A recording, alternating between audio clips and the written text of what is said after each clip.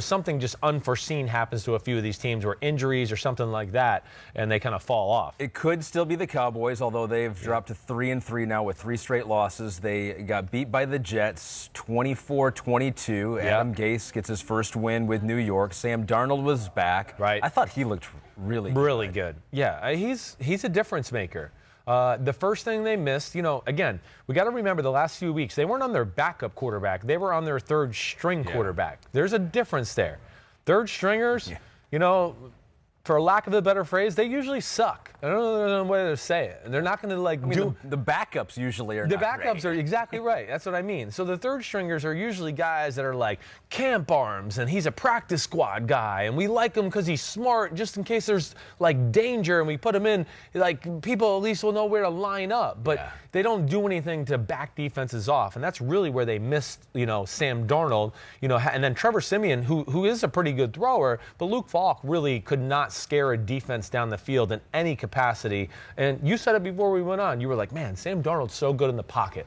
And you're right. That's really probably his greatest strength. Yeah. He is phenomenal in the pocket. And against that Dallas Cowboy pass rush yesterday, him sliding, moving, making the proper throws, it gave their team confidence. And, Dallas was disappointing. There's no doubt about it. I mean, I just did not expect Dallas's defense to kind of let up the plays that they let up in that football game. Yeah, it's interesting when you look at the downfield game with Sam Darnold as opposed to not having him. I was looking it up, the total air yards, which is the amount of time the air I'm travels interested to hear what this is. Through the air for the first, they've had a bye. Right. But in the NFL, the Jets, before this game, were far and away the last team. 215 air yards in their first 4 games. Wow.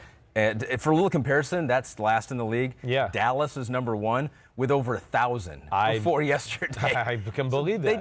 They just did not pass the ball down the field at all. Right. So it's almost like that neutered offense became unneutered against the Cowboys. But as you mentioned, the Cowboys still had a chance. They came back second week in a row. The offense has turned it on after they've fallen behind early. So some good things there.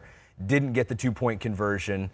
Jamal Adams came through untouched there. Greg Williams, I think, good play call by him. Yep. Well, and that's even disappointing on the 2-point conversion, just by the Dallas offense. Why we're on that theme right there. You're facing Greg Williams. Okay, you better expect blitz. That's what Greg Williams does. When there's a big situation, he is gonna pressure, and that's where I looked at that play call and I was like, what? We don't do something a little bit more there? I mean, just, hey, Jason Witten, step in the end zone and turn around. Oh, okay, that's really hard for the guy that's compromised and has to cover a guy all over the field. Whoa. Yeah. He just can sit there and play basketball against them basically in the post. So that was certainly an issue. I just think the Cowboys' inability to sustain drives, it seemed like the passing game was off a little bit. I thought Prescott was off a little bit to a degree as well. Not being able to finish drives and having to kick field goals was an issue.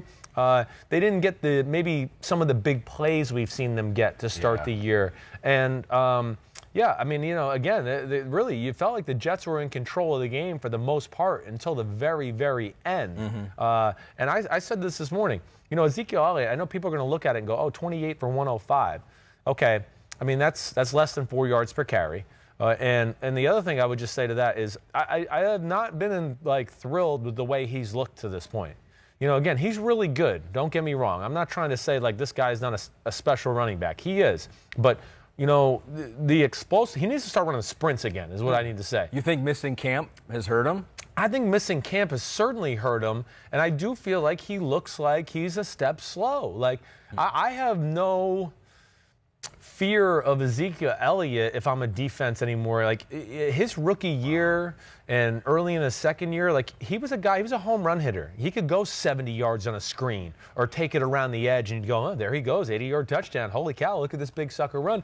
Now if he goes 30 yards, I'm like, oh, okay, that's about all he's got. And I don't know what to say about that. But as far as pure straight ahead explosiveness, he's not on the same level as Dalvin Cook, Leonard Fournette, Nick Chubb, Christian McCaffrey, some of those guys, some of the 49ers guys, Todd Gurley, Phillip Lindsay, Breida the Cheetah, Alvin Kamara, David Johnson. Yeah, when they have a lane and they can hit 6 gear. And right now I think Ezekiel only has 5 gears. Yeah, one guy who can for the Cowboys, Amari Cooper, got hurt early in the game. Yeah, that's big. They didn't play without Collins on the line, Tyron Smith on the line. So I mean, it's boring to talk about. You don't want to make excuses, but it's true. It's true. It's like there's a reason why these are some of the highest paid players in the NFL. They're really good, and if you don't have them, it's a problem. Yeah, well, you know, as we'll get into when we got into last week, like Kansas City, when you're missing like big weapons that you're paying a lot of money, of course your team's not going to be good. Yeah. Well, these are big weapons to the Cowboys. They're tackles. They're paying a lot of money to them. They expect to dominate and run for more than 4 yards per carry in a football game. And, yeah, not only that, but then you add into the fact of, like, oh, you're playing Greg Williams like we talked about and the blitzes and all of that. You know, it's hard to get that continuity and that communication between 5 guys up front when 2 of the guys, you know, haven't been part of that communication process for the most part during the season. One more note, the quarterback who was most aggressive throwing into tight windows for week number 6. Okay, let me guess first. Okay, can I guess first? Yep. Okay. Most aggressive throwing into tight windows. Yep, threw into tight windows more than any other quarterback in this week. Well, I mean, I feel like since you're on that game, it's Sam Darnold. Okay. It is. Okay. Yeah, I kind of gave it away. Right? Yes. Well, you know, I just loved his game. I just think it was really fun. I mean, the 92-yard touchdown to Robbie Anderson was a well-thrown ball. He is a pinpoint intermediate short pass thrower. So he is not scared if a DB is glued on a wide receiver. He's got enough confidence to go, no, I can put the ball right here. Yeah. Like, I know I want to throw it right here, but I see that guy's arm there. I can put it there or there for that guy to get it. I heard someone say that Adam Gase maybe didn't open up the full playbook, and I guess you don't with a backup or a backup's backup. Well, it's hard, but he's managing a game. Right, and he didn't want to show anything because it might not work, you know, without Sam Darnold. I don't know how many more plays they could go to with him than they did without him. Yeah, I mean, I just think as a play caller, when you have a guy like Luke Falk who has, you know, not a lot of physical talent, you're not going to dial up plays that you would dial up with Sam Darnold because you're going to be like, oh, this is going to be a disaster. Yeah. It's going to be an interception or, you know, you just don't know what's going to happen in those situations. So it totally changes the game when you have a quarterback like a Sam Darnold or a true franchise quarterback because now Adam Gase, you know, has the guts to design some things that he might have not designed in previous weeks. Jets, big win, first win of the year. Yeah, Jets. The Cowboys. Jets. Hi, I'm Mike Tirico, and thanks for watching. Make sure to hit subscribe for the latest news and highlights from NBC Sports.